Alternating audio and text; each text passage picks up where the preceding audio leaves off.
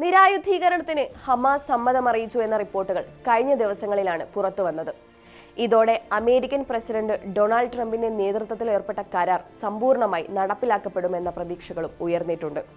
പക്ഷേ കരാർ നടപ്പിലാക്കുമോ എന്നതിൽ ഒരു വ്യക്തത ഇപ്പോഴും ഉണ്ടായിട്ടില്ല എന്നതാണ് യാഥാർത്ഥ്യം. കാരണം ഹമാസ് അല്ല, ഇസ്രായേലാണ്. നിരായുധീകരണം സാധ്യമാകണമെങ്കിൽ ഇസ്രായേൽ സൈന്യം ഗസയിൽ നിന്ന് ക്രമേണ പിന്മാറണം എന്നതാണ് ഹമാസിന്റെയും മറ്റു സായുധ സംഘങ്ങളുടെയും ആവശ്യം. പക്ഷേ ഇതിന് ഇസ്രായേൽ സന്നദ്ധമാകുമോ? വിശദമായി നോക്കാം. സ്വാഗതം ഇൻഡെപ്തിലേക്ക്.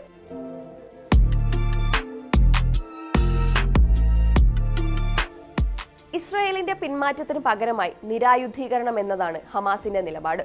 ഈ രണ്ടു പ്രക്രിയകളും സമാന്തരമായി നടക്കണമെന്നാണ് അവർ ആവശ്യപ്പെടുന്നത്.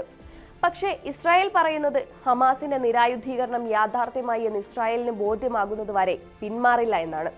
അതായത് ഗസയിൽ നിന്ന് സൈന്യത്തെ പിൻവലിക്കണമെങ്കിൽ ഹമാസ് അവരുടെ ആയുധങ്ങൾ പൂർണ്ണമായും ഉപേക്ഷിക്കണമെന്ന്.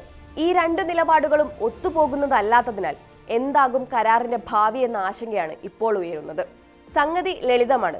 ഹമാസ് പറയുന്നത് ഞങ്ങൾ നിരായുധീകരണത്തിന് സജ്ജമാണ്, പക്ഷെ ആ പ്രക്രിയ നടക്കുന്നതിനൊപ്പം തന്നെ ഇസ്രായേൽ സൈന്യത്തിന് പിന്മാറ്റവും ഉണ്ടാകണമെന്നാണ്. അത് പക്ഷേ ഇസ്രായേലിന് സമ്മതമല്ല എന്നാണ് പുറത്തുവരുന്ന റിപ്പോർട്ടുകൾ. ഗസയിൽ ഒരു ദേശീയ സമിതിയെയും അന്താരാഷ്ട്ര സ്റ്റെബിലൈസേഷൻ സേനയെയും വിന്യസിച്ച ശേഷമായിരിക്കും നിരായുധീകരണത്തിലേക്ക് കടക്കുക എന്നാണ് കരാർ വ്യവസ്ഥ ചെയ്യുന്നത്. ഹമാസിൽ നിന്ന് അധികാരം കൈമാറുന്ന വേളയിൽ ഗസയുടെ ഭരണത്തിന് നേതൃത്വം വഹിക്കുക ദേശീയ സമിതിയായിരിക്കും. മറുഭാഗത്ത് കരാറിന്റെ നടപ്പാക്കൽ നിരീക്ഷിക്കാൻ അന്താരാഷ്ട്ര സേനയും ഉണ്ടാകും. പക്ഷേ ഇസ്രായേലിലെ നിരവധി നേതാക്കൾ ട്രംപ് ചരിത്രപരമെന്ന് കൊട്ടിഘോഷിച്ച ഈ കരാറിനെ വിമർശിച്ച് പരസ്യമായി രംഗത്തെത്തിയിട്ടുണ്ട്.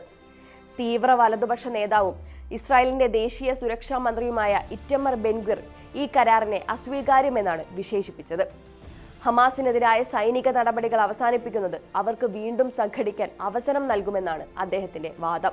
വരാനിരിക്കുന്ന ഇസ്രായേലി പൊതു തിരഞ്ഞെടുപ്പിൽ നെതന്യാഹുവിന്റെ പ്രധാന എതിരാളിയായി കരുതപ്പെടുന്ന ഗാഡി ഐസൻകോട്ടും സമാന നിലപാടാണ് മുന്നോട്ട് വെച്ചിരിക്കുന്നത്. ഹമാസിന്റെ സൈനിക രാഷ്ട്രീയ ഘടനയെ മൊത്തമായി ഇല്ലാതാക്കാത്ത ഒന്നിനോടും യോജിക്കാൻ കഴിയില്ലെന്നാണ് അദ്ദേഹം പറയുന്നത്.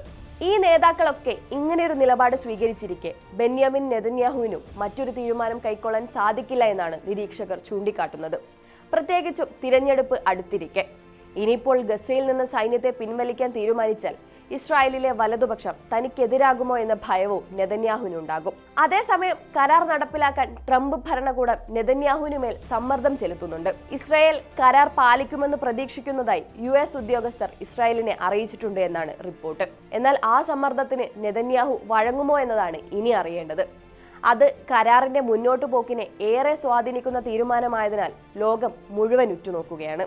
ഏതായാലും ഗസയിൽ സമാധാനം കൊണ്ടുവരുമെന്ന് പ്രതീക്ഷിക്കപ്പെടുന്ന കരാറിന്റെ ഭാവി അനിശ്ചിതത്വത്തിലാണ് എന്നാണ് വിദഗ്ധർ അഭിപ്രായപ്പെടുന്നത്.